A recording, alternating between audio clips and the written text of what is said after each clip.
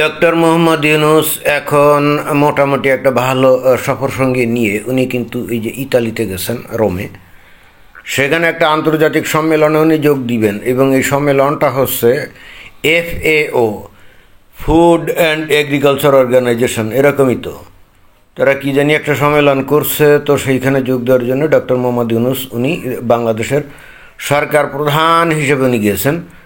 কিন্তু এই জিনিসটা দেখলাম যে অনেক মানুষের সহ্য হচ্ছে না, নানাজনে নানাভাবে এটাকে সমালোচনা করার চেষ্টা করছে।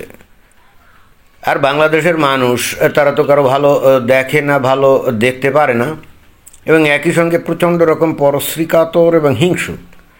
ঠিক সেই কারণেই ডক্টর মোহাম্মদ ইউনূসের এই সফর নিয়ে তারা নানা রকম আলোচনা সমালোচনা করছে।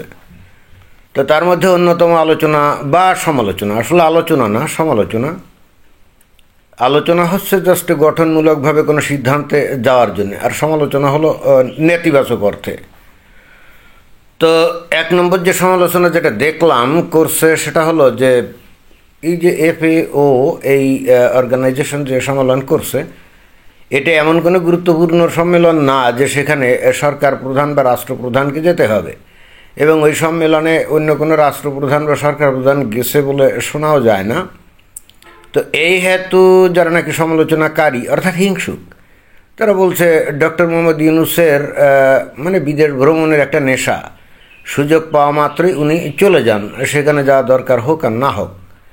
আমি ঠিক জানি না আসলে এই সম্মেলনে যাওয়াটা তার জন্য কতটা গুরুত্বপূর্ণ ছিল।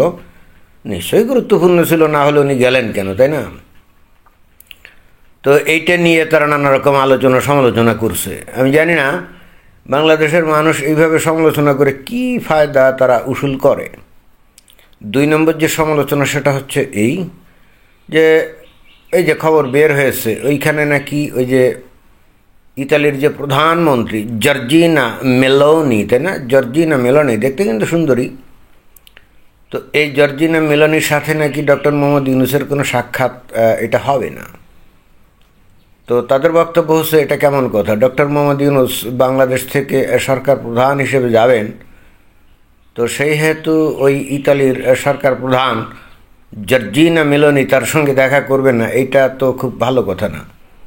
এবং এইটা দিয়ে বস্তুত যারা সমালোচক তারা বলতে চাচ্ছে বাংলাদেশের ভাবমূর্তি বিদেশে কী পরিমাণ ক্ষতিগ্রস্ত হয়েছে এবং নষ্ট হয়েছে তার একটা উজ্জ্বল নমুনা এটা। এবং এই সঙ্গে তারা এটাও বলতে চাচ্ছে যে কিছুদিন আগে জাতিসংঘের সাধারণ সম্মেলনে যোগদান করার জন্য ডক্টর মোহাম্মদ ইউনূস আমেরিকাতে গেলেন না। তো সমালোচকরা যেটা বলতে চায় সেটা হলো যে আমেরিকাকে এত সুযোগ সুবিধা বাংলাদেশে দেওয়া হচ্ছে, তাদের এখানে সেনাবাহিনী অলরেডি চলে আসছে, হয়তো কোনো জায়গায় ঘাঁটি বা করিডোর ইত্যাদি তারা করবে, এবং একই সঙ্গে এই যে চিটাগাং বন্দরকে বিদেশিদের হাতে তুলে দেওয়া হবে, যেটাও নাকি আমেরিকার ডিপ স্টেটের প্রেসক্রিপশানে, এবং আমেরিকাকে খুশি করার জন্য হেন কিছু নাই যেটা নাকি ডক্টর মোহাম্মদ ইউনূস করছেন না। অথচ কী ভয়ঙ্কর দুর্ভাগ্যের ব্যাপার, আমেরিকায় গেলেন অথচ আমেরিকার প্রেসিডেন্ট ডোনাল্ড ট্রাম্পের সাথে একটা 2 মিনিট বা 5 মিনিটের একটা কোনো মিটিংও হলো না।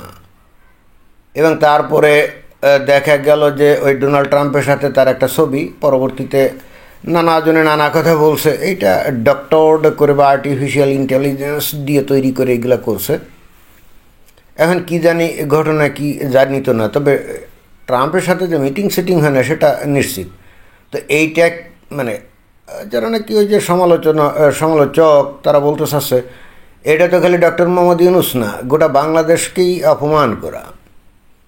যে আমেরিকাকে বাংলাদেশ এখন সব কিছু উজাড় করে দিতে চায়, তো সেই দেশের প্রধানমন্ত্রীর সাথে ডোনাল্ড ট্রাম্প একেবারে সাক্ষাৎ দিবেন না, এতটাই ফালতু মনে করে, এটাই তারা বলতেছে আর কি। এখন আমি আসলে যে কথা বলি অতীতের ঘটনা বাদ, আপাতত এই যে ইতালি ভ্রমণের বিষয়ে আমি যে আমার যেটা বলার এবং যে উদ্দেশ্য বস্তুত ভিডিওটা তৈরি করা সেটা হচ্ছে যে এই যারা নাকি ডক্টর মোহাম্মদ ইউনূসের সমালোচনা করে, আমি তাদের উদ্দেশ্যে বলতে চাই, ভাই আপনাদের এই হিংসা বিদ্বেষ ঈর্ষা এছাড়া আপনাদের আছেটা কি বলেন? আর তো কোনো কিছু নেই। মানুষের ভালো আপনারা তো দেখতে পারেন না কি, তাই না? মানে মানুষের ভালো বাংলাদেশে আসলে খুব বেশি দেখতে পারে না, এত বেশি পরশ্রীকাতরতা।